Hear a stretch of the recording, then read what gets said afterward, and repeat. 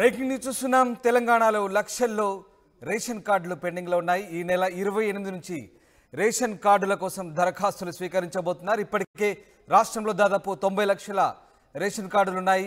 తెలంగాణ మొత్తం జనాభా 3,95,00,000గా నిర్ధారించారు. ఇక తెలంగాణలో రేషన్ లబ్ధిదారులు 2,85,00,000గా ఉన్నారు.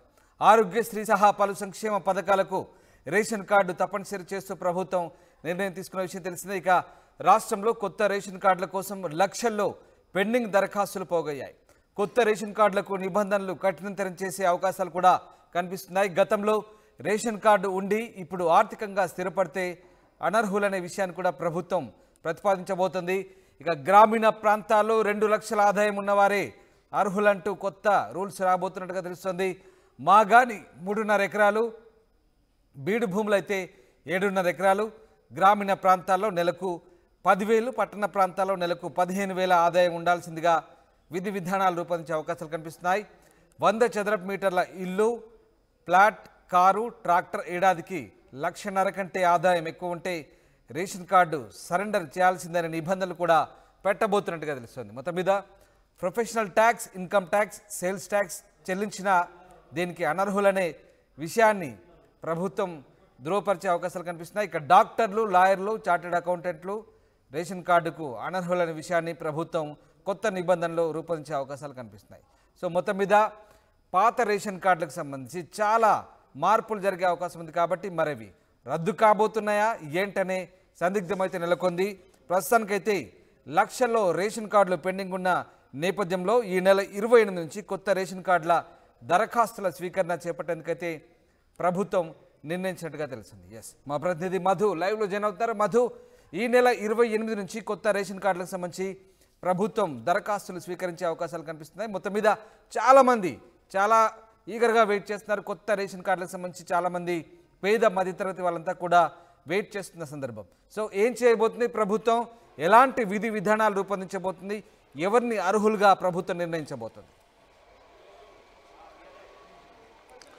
ఎగ్జాక్ట్లీ 2014 తర్వాత తెలంగాణ వచ్చినప్పటి నుంచి, ప్రభుత్వం ఏర్పాటైనప్పటి నుంచి ఇంతవరకు కొత్త రేషన్ కార్డుల ప్రక్రియ కొనసాగలేదు. దీనికి సంబంధించి చాలామంది ఆశావాహులు ఎదురు చూస్తూ ఉన్నారు. గ్రామీణ తర్వాత పట్టణ ప్రాంతానికి సంబంధించినటువంటి చాలామంది, ఇటు పట్టణ ప్రాంతాల్లో వలస వచ్చినటువంటి వాళ్ళు, స్థిరపడినటువంటి వాళ్ళు కొత్త రేషన్ కార్డుల కోసం అప్లికేషన్ పెట్టుకున్నారు. చాలా రోజుల నుంచి వెయిట్ చేస్తూ ఉన్నారు. సో కాంగ్రెస్ ప్రభుత్వం వచ్చింది, ఇక్కడ మార్పు కావాలనేటువంటి ఒక నినాదంతో వచ్చింది. చాలామంది కొత్త రేషన్ కార్డులకు ఈసారి ప్రభుత్వం అవకాశం ఇస్తుంది అనేటువంటిది ఎదురు చూస్తూ ఉన్నారు. గతంలో బీఆర్ఎస్ ప్రభుత్వం అధికారంలో ఉన్నప్పుడు లక్షల మంది అప్లికేషన్లు పెట్టుకున్నారు కొత్త రేషన్ కార్డు కోసం. వారందరి పరిస్థితి ఏంటి అనేటువంటి ఆ అప్లికేషన్ను రివ్యూ చేస్తారా, కొత్త అప్లికేషన్ల స్వీకరణ చేస్తారా, మరి గతంలో వచ్చినటువంటి అప్లికేషన్ని పరిస్థితి ఏంటి అనేటువంటి ఒక గందరగోళం ఉన్నటువంటి నేపథ్యంలో క్లారిటీ ఇచ్చింది ప్రభుత్వం. ఈ శాఖకు సంబంధించినటువంటి మంత్రి ఉత్తమ్ కుమార్ రెడ్డి సివిల్ సప్లై మినిస్టర్గా కూడా ఉన్నారు ఆయన, నీటిపారుదల శాఖతో పాటు. సో ఆయన చాలా స్పష్టమైనటువంటి ఆదేశాలు ఇచ్చారు అధికారులకి. 28వ తారీఖు నుంచి కొత్త రేషన్ కార్డులకి అప్లికేషన్లు స్వీకరించాల్సిందిగా గ్రామ స్థాయి లెవెల్లో దీనికి సంబంధించి స్వీకరించాల్సిన ఆదేశాలు ఇచ్చారు. సో దానికి సంబంధించినటువంటి ప్రక్రియకు అధికారులు సమాయత్తం అవుతా ఉన్నారు. అయితే రేషన్ కార్డులకు సంబంధించి ఇప్పుడున్నటువంటి రేషన్ కార్డులతో పాటు చాలామంది, కొన్ని లక్షల మంది ఎదురు చూస్తూ ఉన్నారు కొత్త రేషన్ కార్డ్స్ కోసం. ఇప్పటి వరకు రాష్ట్ర వ్యాప్తంగా ఉన్నటువంటి యాక్టివ్ రేషన్ కార్డ్స్ 90 లక్షల మంది పైగా దాదాపు రేషన్ కార్డ్స్ హోల్డర్స్ ఉన్నారు. వారితో పాటు ఈ రేషన్ కార్డు లబ్ధిదారులకు సంబంధించి ఒక్కసారి డీటెయిల్స్లోకి వెళ్తుంటే, మేము కూడా అర్హులమే అనేటువంటి అప్లై చేసుకున్నటువంటి వారిలో 2,85,00,000 మందికి పైగా దీనికి సంబంధించి లబ్ధిదారులు ఉన్నట్టుగా ప్రస్తుతం అంచనాకు వస్తూ ఉన్నారు అధికారులంతా కూడా. సో వారందరినీ ఎలా గుర్తించడం, ఎలా రెక్టిఫై చేయడం, వాళ్ళందరినీ రేషన్ కార్డు హోల్డర్గా గుర్తించాలంటే ఎంక్వైరీ తీసుకుంటుంది, దానిపైన దృష్టి పెడతా ఉన్నారు. ఇదంతా పక్కన పెడితే అసలు రేషన్ కార్డు గతంలో ఇచ్చినటువంటి వారికి సంబంధించిన విషయంలో ఎవరెవరు అర్హులు కాదనేటువంటిది, గతంలో రేషన్ కార్డు తీసుకున్నటువంటి వారు సొంత గృహ నిర్మాణం కలిగి లేనటువంటి వాళ్ళు, తర్వాతి తరంలో గృహ నిర్మాణం చేసుకొని ఉన్నా, కొనుక్కొని ఉన్నా, ఫ్లాట్ కొనుక్కున్నా ఈసారి వాళ్ళు రేషన్ కార్డుకి అనర్హులుగా ఉండేటువంటి అవకాశం ఉంది.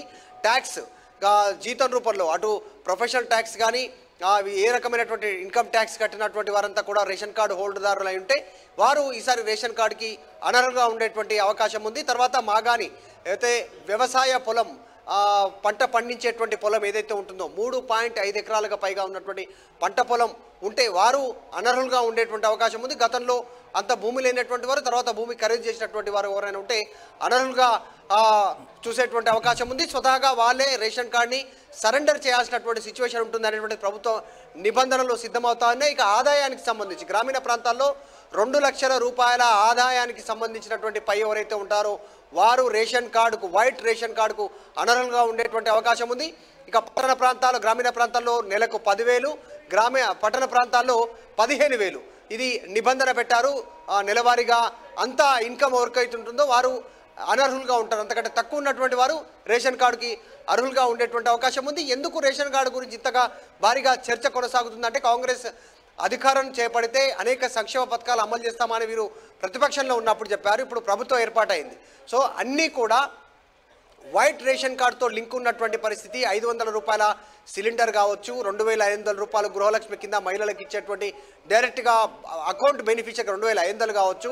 తర్వాత ఇందిరమ్మ ఇళ్ల పథకానికి సంబంధించి ఏదైతే సొంత జాగా ఉంటే 5 లక్షల రూపాయలు ఇస్తామని చెప్పారో అది కావచ్చు. తర్వాత ఆరోగ్యశ్రీ, రాజీవ్ ఆరోగ్యశ్రీ అమలు చేస్తామన్నారు. దానికి 10 లక్షల రూపాయలకు ఎలిజిబిలిటీ క్రైటీరియా ఉంది కాబట్టి దానికి రేషన్ కార్డు ఉంది. రేషన్ బియ్యం తీసుకోవాలన్నా, నిత్యావసర సరుకులు తీసుకోవాలన్నా దానికి రేషన్ కార్డే ప్రామాణికం ఉంది. రేషన్ కార్డుతో పాటు మీకు ఆదాయ ధృవీకరణ పత్రం తీసుకోవాలన్నా కూడా రేషన్ కార్డే ప్రామాణికం ఉంది.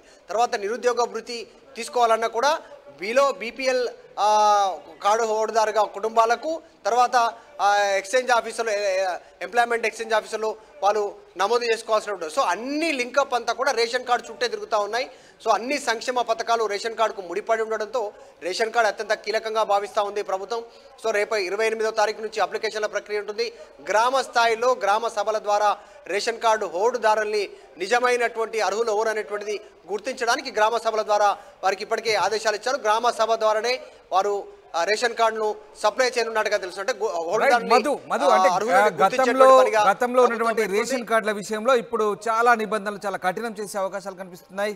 చాలా వరకు కూడా అటు ఆర్థికపరమైన అంశాలు, అట్లాగే ఆదాయ పరిమితులు కావచ్చు, ఇంకా మిగతా అంశాలకు సంబంధించి చాలా నిబంధనలు కొత్తగా చేర్చే అవకాశం ఉంది. కాబట్టి ఇప్పుడున్నటువంటి రేషన్ కార్డులు చాలా వరకు మరి రద్దయ్యే అవకాశాలు ఉన్నాయనుకోవచ్చా? ఇన్ని సందేహాలు వస్తున్నాయి. ఎందుకంటే రకరకాల పరిమితులు పెట్టినారు. ఇక్కడ ఆదాయానికి సంబంధించి కావచ్చు, లాయర్లు, డాక్టర్లు, చార్టర్డ్ అకౌంట్లు, ఇన్కమ్ ట్యాక్స్ పేయర్స్, అలాగే ఫ్లాటు, కారు, ట్రాక్టరు ఏదున్నా సరే ఇవన్నీ కూడా. తర్వాత బీడు భూమి మాగాని 3.5 ఎకరాలు దాటితే అది 7.5 ఎకరాలు దాటితే సో రకరకాల నిబంధనలు ఏదైతే పెడతా ఉన్నారో సో దీనివల్ల ఇప్పుడున్నటువంటి ఇప్పుడున్నటువంటి పాత రేషన్ కార్డులకు కూడా ఆ ఎఫెక్ట్ పడే ఛాన్స్ ఉందా, లేదంటే కొత్త వాటికి మాత్రమే ఈ నిబంధనలు వర్తించే అవకాశం ఉందా?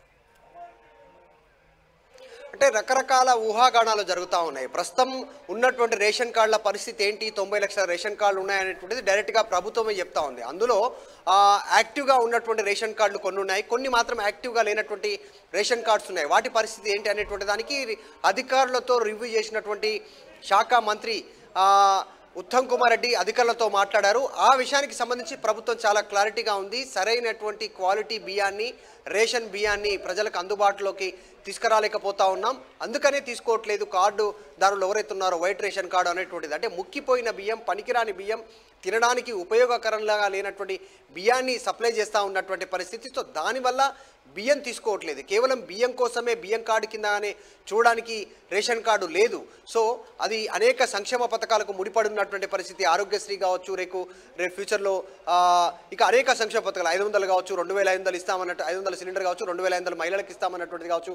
రేపు ఫ్యూచర్లో విద్యార్థులకు ఆర్థిక సహాయం అందజేయడానికి 10 నుంచి 15 లక్షలు విదేశాల్లో చదువుకోవడానికి ఇస్తామన్నటువంటి కావచ్చు. ఇలా అనేక అంశాలు రేషన్ కార్డుతోనే ముడిపడున్నాయి. ఇందిరమ్మ ఇల్లు కావచ్చు. కాబట్టి కేవలం బియ్యం వరకే చూడకుండా క్వాలిటీ బియ్యం ఇస్తే అందరూ తీసుకుంటారు, అందరూ ఉపయోగకరంగా ఉంటుంది, అందరూ అదే బియ్యాన్ని తింటారు. ఇప్పుడు ఇస్తున్నటువంటి బియ్యం అంతా కూడా కోళ్ళ ఫారాలకు అమ్ముకుంటున్నారు, బీర్ల కంపెనీలకు అమ్ముకుంటున్నారు, లేదు అంటే ఇడ్లీ దోశకు సంబంధించినటువంటి హోటల్స్కి అమ్ముతున్నారు అనేటువంటిది డైరెక్ట్ శాఖాపరమైనటువంటి సమీక్షలో మంత్రి ఉత్తమ్ కుమార్ రెడ్డి అధికారులకు సీరియస్ వార్నింగ్ ఇచ్చారు. ఎందుకు క్వాలిటీ బియ్యం ఇవ్వలేకపోతున్నాం? ప్రభుత్వం తీసుకున్నటువంటి అత్యంత ప్రతిష్టాత్మకమైనటువంటి పథకం ఇది, ఉచితంగా బియ్యం అందజేయడం అనేటువంటిది. కానీ అది నిరుపయోగంగా మారుతూ ఉంది. కేవలం నామకే వస్తే బియ్యాన్ని సప్లై చేయడంతో తినడానికి వీలు లేనటువంటి బియ్యాన్ని సప్లై చేస్తూ ఉన్నాం. మొదట అది సరిచేసిన తర్వాత కూడా ఎవరైనా రేషన్ తీసుకోకపోతే వారిపైన ఆలోచిద్దాం. ప్రస్తుతానికి మాత్రం రేషన్ ఎవరైతే తీసుకోవట్లేదో వారి కార్డులను రద్దు చేయాలనేటువంటి ఆలోచనను విరమించుకోవాలి అనేటువంటిది ఉత్తమ్ కుమార్ రెడ్డి